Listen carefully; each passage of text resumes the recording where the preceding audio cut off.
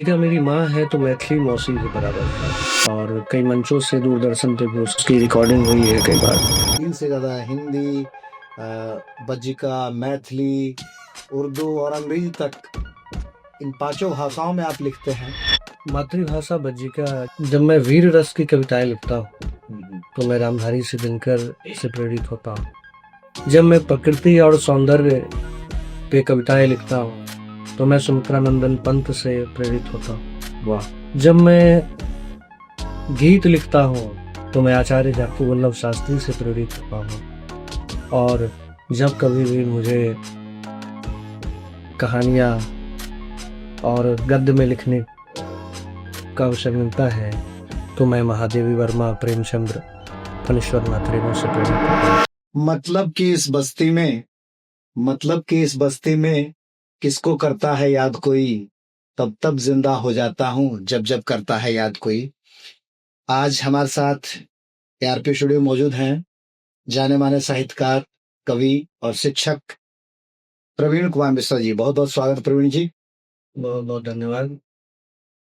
तो हम चाहेंगे कि जब बात गीतों की, कविता, कहानियों की चलती है तो आप जैसे साहित्यकार जो नवांकुर हैं कहा जाए, बिल्कुल नई चीजों पर लिख रहे हैं, अच्छा सोच रहे हैं, तो आप अपनी कुछ पंक्तियां बताएं दर्शकों को। जीवन क्या है यह तो रण है, जीवन क्या है यह तो रण है, विघ्न विविध आता क्षण क्षण है। हो मनुष्य तो विघ्नों को स्वीकार करो तुम, हो मनुष्य तो विघ्नों को स्वीकार करो तुम, पाकर कष्ट न जीवन में चित्कार करो तुम। है प्रकृति का नियम त्रासयुक्त जीना होगा, अपने अपने हिस्से का विष पीना होगा, अपने अपने हिस्से का विष पीना। क्या बात, अपने अपने हिस्से का विष पीना होगा। बहुत सुंदर जो पंक्तियां रखी आपने यहाँ पर, ऐसा लगता है कि रामधारी से दिनकर से काफी प्रेरित हैं आप। और हाँ, कहीं ना कहीं जी। मैं रामधारी सिंह दिनकर से, जब मैं वीर रस की कविताएं लिखता हूँ तो मैं रामधारी सिंह दिनकर से प्रेरित होता हूँ। जब मैं प्रकृति और सौंदर्य पे कविताएं लिखता हूँ तो मैं सुमित्रानंदन पंत से प्रेरित होता हूँ। वाह। जब मैं गीत लिखता हूँ तो मैं आचार्य जाकू वल्लभ शास्त्री से प्रेरित होता हूँ। और जब कभी भी मुझे कहानियाँ और गद्य में लिखने का अवसर मिलता है तो मैं महादेवी वर्मा, प्रेमचंद्र, फणीश्वर नाथ रेणु से प्रेरित होता हूँ। ये सारे हमारे जो साहित्य के एक ऐसे स्तंभ हैं कहा जाए तो। बिल्कुल उन्हीं अपने पूर्वजों की प्रेरणा से लिखने का अ, साहस मिला है, लिखने की प्रेरणा मिली है। मैं उन तमाम अपने अग्रज साहित्यकारों को नमन करता हूँ कि उन्होंने मेरे हृदय के अंदर भी साहित्य लेखन की जो का जो बीज कहीं छुपा था उसे अंकुरित करने का अवसर मिला है। जैसा कि मैंने सुना है आप तीन तीन से ज्यादा हिंदी, बज्जिका, मैथिली, उर्दू और अंग्रेजी तक इन पांचों भाषाओं में आप लिखते हैं या लिखे, आपने कलम चलाई है, ये बड़ी खुशी की बात है। तो इसमें सबसे ज्यादा आपको कौन सी पसंद है, ज्यादा का है? लिखने के लिए मातृभाषा बज्जिका, क्योंकि मेरी मातृभाषा है तो इसके ये तो मेरा दायित्व बनता है कि मैं अपनी मातृभाषा में लिखूं। मैथिली, अगर बज्जिका मेरी माँ है तो मैथिली मौसी के बराबर है। तो मैथिली साहित्य में भी मैं लेखन करता हूँ और मुझे बहुत अच्छा लगता है, बहुत प्रिय भाषा है, कर्णप्रिय भाषा है। तो मैथिली में भी मैं अनवरत लिखता रहा हूँ और मैथिली के मंचों से कविता पाठ भी करने का मौका मिलता रहा है मुझे। और मैथिली के जो बहुत बड़े-बड़े साहित्यकार हैं, जो साहित्य अकादमी पुरस्कार से पुरस्कृत हैं, उन लोगों का भी आशीर्वाद स्नेह मिला है उन्हें। रही बात हिंदी की तो हिंदी क्योंकि हमारी राष्ट्रभाषा है और पूरे भारत में बोली जाने वाली भाषा है, तो हिंदी में लिखना भी उतना ही हमारे लिए गर्व की बात है। तो मैं हिंदी में भी अनवरत लिखता हूँ। उर्दू क्योंकि मुज़फ़्फ़रपुर की जो सांस्कृतिक और साहित्यिक विरासत है, तो कई सारे शायर, कई सारे उर्दू के लेखक हमारे मित्र हैं, तो उनके सानिध्य में रहते-रहते उर्दू लेखन और गज़ल लेखन का भी मुझे शौक लगा और मैंने उसमें भी लिखा है। कुछ पंक्तियाँ मैं सुनाता हूँ जी, स्वागत। उर्दू में कि कब तक यूँ ही मजबूर होता रहेगा आदमी, कब तक यूँ ही मजबूर होता रहेगा आदमी, सामों शहर से दूर होता रहेगा आदमी, कि मोल अश्कों का नहीं खुदगर्ज इस संसार में। मोल अश्कों का नहीं खुदगर्ज इस संसार में, अपनों से खाके चोट कब तक रोता रहेगा आदमी, कि मुश्किल से जलते हैं चूल्हे मुफलिसों के घर कहीं। क्या बात! मुश्किल से जलते हैं चूल्हे मुफलिसों के घर कहीं, कब तक महफिलों में मैं से हाथ धोता रहेगा आदमी। और अंतिम के तकसीम हो रहे हैं इंसान नाम पर मजहब के यूं, वाह! तकसीम हो रहे हैं इंसान नाम पर मजहब के यूं, कि नफरतों के बीज कब तक बोता रहेगा आदमी, नफरतों के बीज कब तक बोता रहेगा। बहुत खूब, बहुत खूब।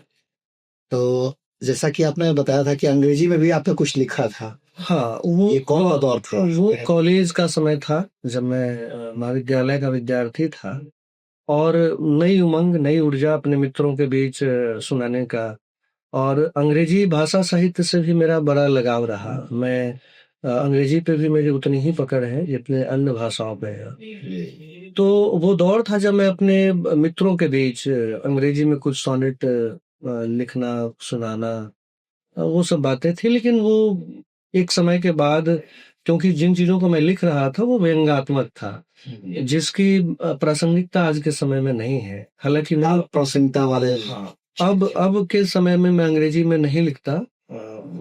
इसका कारण है कि मुझे हिंदी साहित्य और से ज़्यादा भाषा प्रेम साहित्य लगाव था, उसमें लिखने का मैं ज़्यादा मैं लिख रहा हूँ।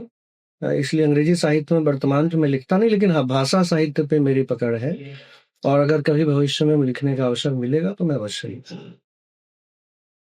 पद्य के अलावा जो गद्य में भी क्या आपकी रुचि है या आगे क्या योजना है बेसिकली? पद्य लेखन ज़्यादा तो मैं पद्य ही लिखता हूँ। कविताएँ लिखना मुझे बेहद पसंद है, क्योंकि कविताएँ मन की बात होती है। मन में जो चीज़ें उपजती हैं वो हम शब्दों में पिरोते हैं और वो कविता का रूप लेता है। शास्त्रों में लिखा है कि शोकः श्लोकः ममागतः। जब आदमी उद्वेलित होता है, जब आदमी के हृदय में करुणा जन्म लेती है तो कविताओं के रूप में वो प्रस्फुटित होता है और एक साहित्यकार के रूप में मैं उन्हीं शब्दों को पिरोता हूँ और एक कविता के शक्ल में वो हमारे पाठकों तक पहुंचता है। रही बात पद्य लेखन की, तो पद्य में मैं गीत भी लिखता हूँ। मैंने कई अच्छे-अच्छे गीतों को लिखा है और कई मंचों से दूरदर्शन पे भी उसकी रिकॉर्डिंग हुई है कई बार। मेरी एक वसंत गीत है जो लोग बहुत पसंद करते हैं और वसंत का ऋतु भी है, मौसम भी है। जी, मैं चाहता हूँ कि कुछ पंक्तियाँ उसकी स्वागत। ऋतु वसंत अब आयो रे सखी, ऋतु वसंत अब आयो रे सखी, मन हर साए फूल खिलाए, मन हर साए फूल खिलाए, कुसुमाकर में पिक बिहग वृंद, जीवन के संग गीत सुनाए, ऋतु वसंत अब आयो रे सखी, ऋतु वसंत अब आयो रे सखी, तरुण पर्ण की चादर ताने, अक्षमत वाला बन गाए, तरुण पर्ण की चादर ताने, अक्षमत वाला बन गाए, नव प्रसून पर घूम घूम कर, नव प्रसून पर घूम घूम कर, मधुप प्रेम के गीत सुनाए, ऋतु वसंत अब आयो रे सखी, ऋतु वसंत अब आयो रे सखी, तृण से लिपटी ओस की बूंदें लघु तारों सा टिमटिमाए। तृण से लिपटी ओस की बूंदें लघु तारों सा टिमटिमाए। जैसे कल की बीती रजनी ने, जैसे कल की बीती रजनी ने तरुदल पर मोती बिखराए। ऋतु वसंत अब आयो री सखी, ऋतु वसंत अब आयो री सखी। क्या बात है, बहुत सुंदर गीत। धन्यवाद। और वसंत का इतना सुंदर आपने गीत प्रस्तुत किया, नहीं चाहने वाले भी इसको इतने इसमें चाशनी की तरफ था कि बिल्कुल कानों में घुल जाती है मिश्री सी। मैं जानना चाहूंगा कि कविता जो आपने कभी ये पहली बार लिखी होगी कुछ अंदाज से, कि हाँ किस उम्र में आपने शुरुआत की इस कविता की? बहुत अच्छा प्रश्न है आपका। साहित्य में मेरा जन्म सन 2003 ईस्वी में हुआ, साहित्य लेखन के क्षेत्र में।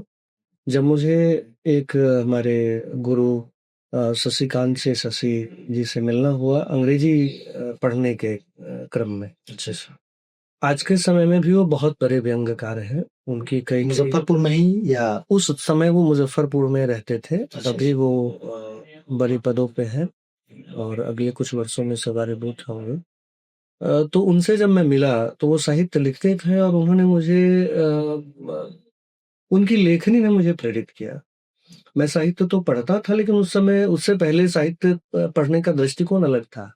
भाषा को एक भाषा के रूप में मैं पढ़ रहा था, लेकिन तब मुझे लगा कि नहीं, कुछ लिखा जा सकता है। सिर्फ मन में वो चीजें थीं, लेकिन उसको पटल पे लाना जो है उसका काम उनकी प्रेरणा से मुझे मिला और मैंने कुछ कविताएं लिखी भी और दिखाया भी उनको। क्योंकि उससे पहले पारिवारिक जो पृष्ठभूमि या पारिवारिक जो परिदृश्य था, उसमें बच्चा कविता कहानी इन सब चीजों को लिखना और उसे अपने अभिभावक के समक्ष प्रस्तुत करने की परंपरा नहीं थी। शायद इन सब बातों के लिए डांट फटकार भी मिलने की संभावना अधिक थी। तो चुप छुपा के मैंने लिखना शुरू किया। तो मतलब माता पिता का इतनी ज्यादा इस तरह का कोई इस तरह योगदान नहीं था जो समझ, क्योंकि बच्चों को के प्रति वो इतने ज्यादा सजग होते हैं, संवेदनशील होते हैं। उनको लगता है कि इन सब चीजों में अगर बच्चा व्यस्त होगा तो उसकी पढ़ाई छूट जाएगी। उनकी शंका वाजिब है और थी भी, हालांकि अब समय बदला है।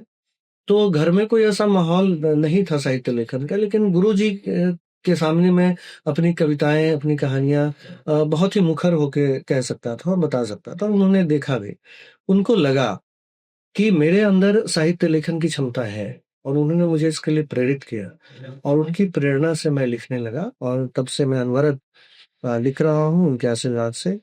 और बड़े बड़े मंचों से मुझे कविता पढ़ने का सौभाग्य मिला है और मिलता रहता है। दूरदर्शन, आकाशवाणी में भी मेरी कविताओं की प्रस्तुति होती है। किताब के रूप में मेरे साहित्य का संकलन अभी तक प्रकाशित नहीं हुआ है, लेकिन मेरी कोशिश है कि सन 2026 में मेरी 2-3 पुस्तकों का प्रकाशन होने की संभावना है। ईश्वर के आशीर्वाद और गुरुजनों के आशीर्वाद से प्रकाशन होगा। अग्रिम शुभकामनाएं पहले वर्ष के लिए। और मैं जानना चाहूंगा कि यहाँ पर जैसे कि आपने कहा कविता मन की बात है, तो कहीं ऐसा तो नहीं जैसे बोलते हैं मन की भड़ास भी अगर कहें, क्योंकि अंदर से कुछ चीजें जो हमें सामाजिक के रूप में समाज में कुछ ऐसी चीजें होती जो हमें कहीं ना कहीं चुभती हैं या कुछ आकृष्ट कर लेती हैं। क्या मानते हैं आप, कविता भड़ास भी है? बिल्कुल, कविता इसको भड़ास न कहा जाए। मैं इस रूप में लेता हूँ कि हमारे मन का जो अंदर जो, क्योंकि साहित्यकार संवेदनशील होता है। बिल्कुल बिल्कुल। जिन चीजों को आम आदमी नहीं देख पाता, नहीं पढ़ पाता, हम उस साहित्यकार उन चीजों से उद्वेलित हो जाते हैं। उस संवेदना को पकड़ते हैं और फिर हमारे हृदय से एक करुणा का भाव प्रकट होता है और उसको शब्दों में जब हम पिरोते हैं तो कविता के रूप में वो हमारे सामने आती है। तो कविता की बात भड़ास न कहें, वो हमारे मन का संवेग है और संवेग का समायोजन करना होता है। संवेग, चाहे आप साहित्यकार नहीं हैं तो आप अपने मन के संवेग को किसी दूसरे तरीके से निकालें, क्योंकि संवेग में ऊर्जा होती है और ऊर्जा का जो संरक्षण का सिद्धांत है वो ये कहता है कि उस ऊर्जा को किसी न किसी दिशा में आपको लगाना होगा। तो एक साहित्यकार अपने मन की ऊर्जा को शब्दों के माध्यम से निकालता है, अपने संवेग को, और एक कविता के रूप में वो अपने मन की बात करता है। अब हो सकता है कि वो बात जो मन की है वो विद्रोही हो सकता है, वो वीर रस की बातें हो सकती है, वो करुण रस की बातें हो सकती है, वो बातें सौंदर्य की हो सकती है, वो बातें प्रकृति बोध की हो सकती है, वो बातें आध्यात्मिक हो सकती है। उसका शक्ल अलग अलग हो सकता है, लेकिन हाँ, रूप अलग हो सकता है, लेकिन कविताएं जो है वो झकझोरती हैं पाठकों को, और कविताएं एक संदेश देती है समाज को, एक नई दिशा देती है। इसीलिए कहा जाता है कि जहां न पहुंचे रवि वहां पहुंचे कवि, कवि किन्न पश्यन्ते। कवि क्या, ये शास्त्र में कहा गया कि कवि क्या नहीं देख सकता है। तो ये कवि की जो देखने की तीक्ष्णता है, जो दृष्टिकोण है, वो सामान्य मानव से अलग है, क्योंकि बहुत ही सूक्ष्म चीजों को पकड़ता है और फिर समाज को दिखाता है कि ये चीजें भी हैं जो हम आप नहीं देख सकते अपने आईने से। वो साहित्यकार दिखाने की कोशिश करता है। बिल्कुल। तो जैसे कि अब पहले की कविताएं और आज की कविता में क्या अंतर पाते हैं आप अभी? देखिए, अब तो भाषा साहित्य के, हिंदी साहित्य के इतिहास की बात अपने की, तो इसको कई कालखंडों में विभाजित किया है लोगों ने। हमारे साहित्य, जो हमारे पूर्वज हैं, उन्होंने, साहित्यकारों ने। तो एक तो भक्ति काल का समय रहा, जब कबीर थे, सूरदास थे, मीराबाई थी, रसखान थे, और भी कई सारे लिखने वाले। तो एक वो भक्ति काल का समय था जब पूरा का पूरा जो लेखनी था वो ईश्वर के आसपास घूमता है, या जिस किसी भी ईश्वर को मानते हैं उसके लिए वो समर्पित था। उसके बाद का जो समय है वो समय है रीति काल का। रीति काल, जब हम प्रकृति के सौंदर्य की बात करते हैं, जब कालिदास जैसे कवि होते हैं और देवकुतम के रचना होती है, तो वो रीति काल का समय था। और कई सारे कवि हुए, जैसे उनके प्रसाद हुए, और कई सारे कवि हुए उस दौर। फिर आया समय छायावाद का। जब रीति काल की छाया पड़ती है, जब आचार्य जानकी वल्लभ शास्त्री, महादेवी वर्मा, निराला और हरिवंश राय बच्चन, सुमित्रानंदन पंत जैसे लोग दिखते हैं, तो वो छायावाद का समय था। फिर उत्तर छायावाद भी उसी का हिस्सा है। वर्तमान जो समय है वो आधुनिक का, आधुनिक कविता, आधुनिक काल में जो कविताएं लिखी जा रही हैं और लिखना प्रारंभ हुआ, उसमें आज के समय में मुक्त छंद में लिखना ज्यादा लोग पसंद करते हैं, क्योंकि छंद का अपना विन्यास होता है और छंद शास्त्र है। बिना पढ़े कोई छंद में लिख नहीं सकता, क्योंकि एक एक मात्राओं की गिनती होती है, और अगर मात्राओं का क्रम हम नहीं सही से लेते हैं तो फिर वो एक अच्छी और मानक कविता नहीं कहलाएगी, या अच्छी गीत या मानक गीत नहीं कहलाएगा। तो इसलिए ये जरूरी होता है कि हमें छंद शास्त्र का ज्ञान हो। लेकिन वर्तमान निराला ने इस चीज को, नई कविता की जो शुरुआत की है जी, आधुनिक काल में निराला जी ने ये परंपरा शुरू की, और मुक्त छंद में कविताएं उसके बाद लिखा जाने लगा। आज के समय मुक्त छंद में कविताएं लिखी जाती हैं, बहुत पसंद की जाती है। आज के जो भी समकालीन रचनाकार हैं वो मुक्त छंद में लिखते हैं। तो यही बदला है साहित्य में।